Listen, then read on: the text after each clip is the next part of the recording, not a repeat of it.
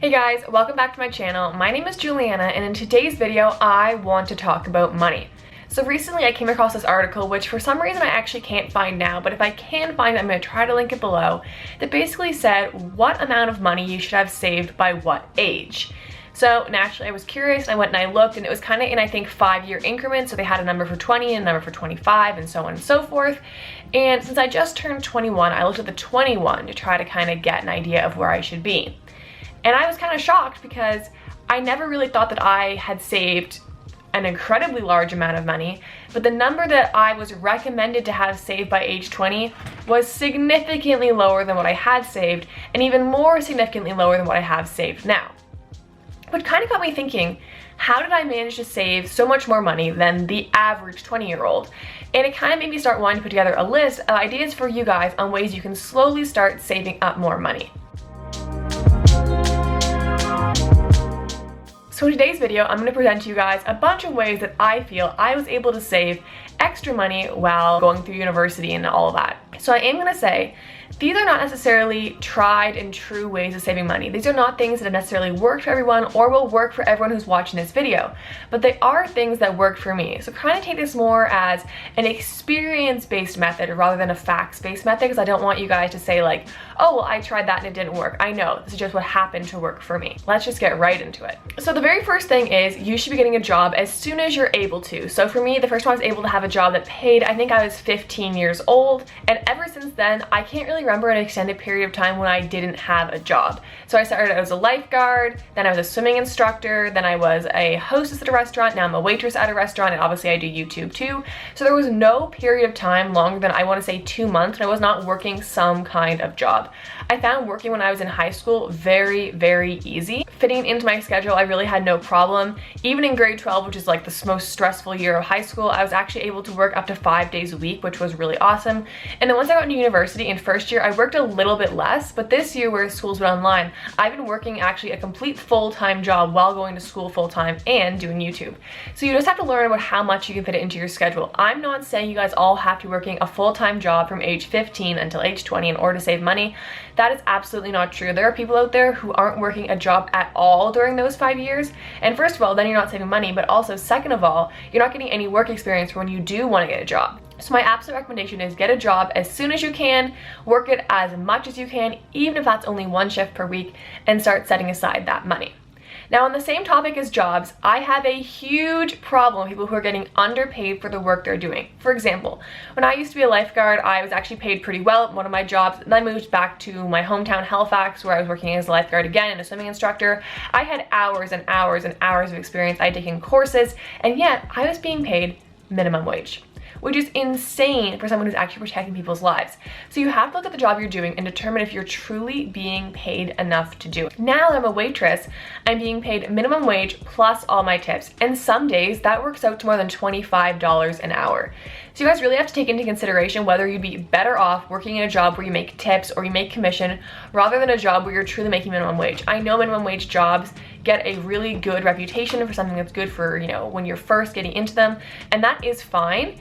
But honestly, if you start out age 15, 16, 17 as a hostess in a restaurant, by the time you're age 20, you will be a server, and you'll have all this experience in the service industry that people are going to be more likely to hire you, and you'll be able to make more money in tips. So I'm just saying, I have a really big soft spot for jobs in the service industry. I'm very serious with that. That's my first recommendation I'd make to anyone. You're better off making tips than making minimum wage, trust me. All right, so the next one kind of relates to that again.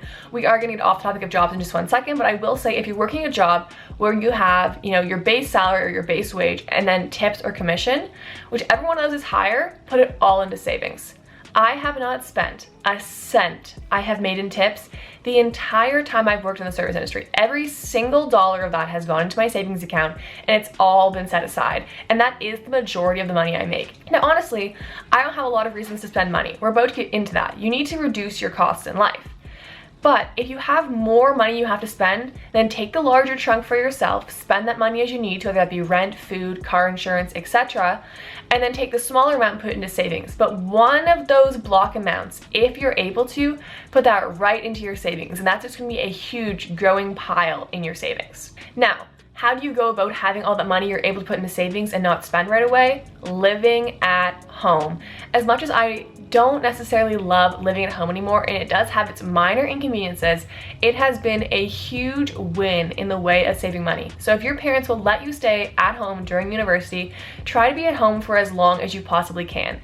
If I was renting, I would be constantly throwing away money.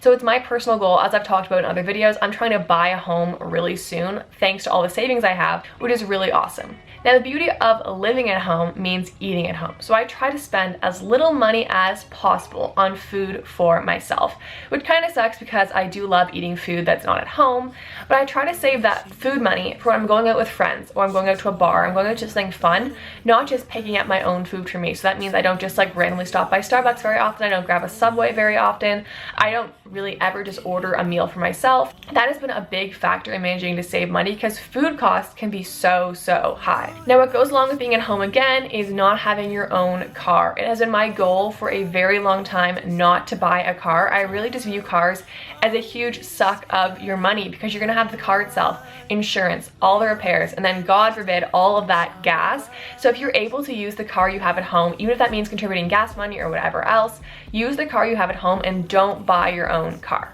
Now, if university is the thing for you, you have to determine how you're gonna go to university at the lowest cost. One of my biggest regrets in life is not taking a year off school between high school and university. I really wanted to take that gap year, but my mom had made it pretty clear to me that she was not going to pay for my university in the event that I did take that year off. So rather than taking that year to save money, I would have loved to have worked full time. I actually just went right into school, which is totally fine because I'm very appreciative of the fact that my parents have thus far paid for the majority of my education. So if you guys have parents who are willing to pay for your education, whether that means, you know, kind of switching up your own plan to kind of match what they have in mind for you, do that. Because for me, I was between two universities, one in my hometown, one in another city. I ended up picking the one in my hometown and going to university right away because those are kind of the two requirements my mom had if she was going to be contributing to paying for my university degree. Now, on the same topic, when you are going to university, try to get as many scholarships as possible. This could mean applying for 100 scholarships. I applied for so many scholarships. I didn't necessarily qualify for all of them. I didn't necessarily receive all of them. I think going into university, I had 3 separate scholarships,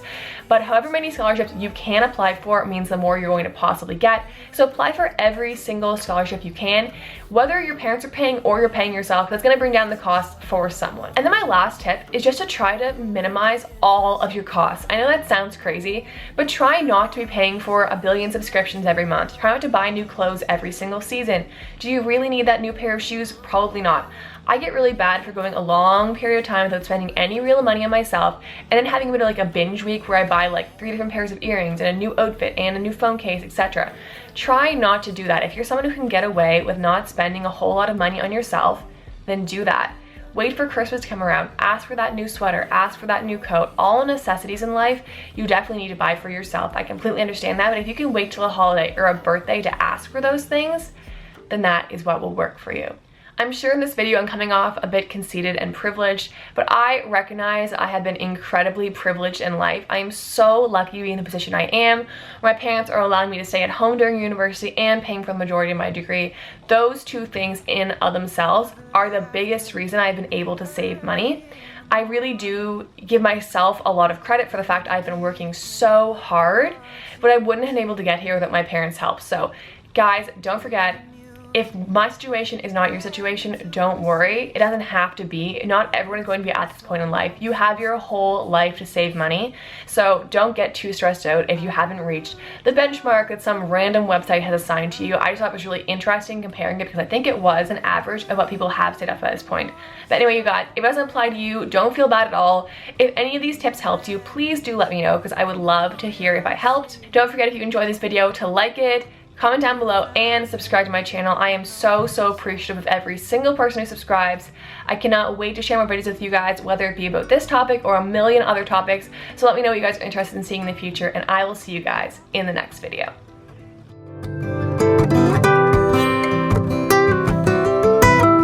You told me the story of how you met each other.